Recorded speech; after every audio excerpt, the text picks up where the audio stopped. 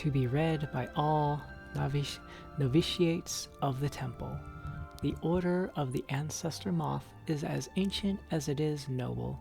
We nurture and celebrate our beloved ancestors, whose spirits are manifest in the Ancestor Moths.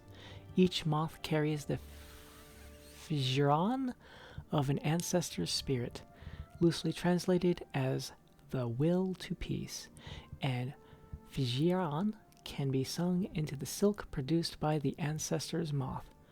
When the silk is in turn spun into cloth and embroidered with the genealogy of the correct ancestor, clothing of wondrous power can be made. Adepts of our order are gifted with prescient powers. The wisdom of the ancestors can sing the future into the present.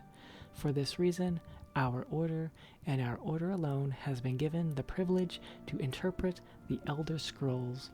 These writings exceed even the gods, both Aedra and Daedra.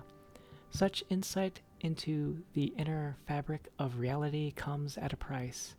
Each reading of the Elder Scrolls is more profound than the last. Each leaves the priest blind for longer and longer periods of time. Finally, the last reading achieves a nearly sublime understanding of that scroll's contents, but the priest is left permanently blinded to the light of this world. No longer can he read the scrolls. This monastery is dedicated to the service of those noble members of our order. They now live out their lives with the ancestor moths that they so love. Their underground demences are well suited to the moths. They raise and nurture the fragile creatures, singing to them constantly. They harvest the silk and spin it into bolts of cloth. They weave the cloth, embroidering it with the genealogies and histories of the ancestors that spun the silk. This is their new life. As they tend the ancestor moths, so we tend the blind monks. While they toil in the dark, we serve in the light. They need food and water. We provide. They need tools and furniture. We provide. They need secrecy and anonymity. We provide.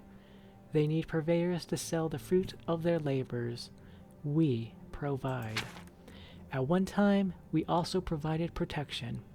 Many generations ago, Gudrun came to our temple. Newly blinded by visions of what was to be, she brought with her new teachings. The vision of the ancestors foresaw the need of the monks to defend themselves. They train and practice the teachings of Gudrun constantly. They are masters of the sword of no sword,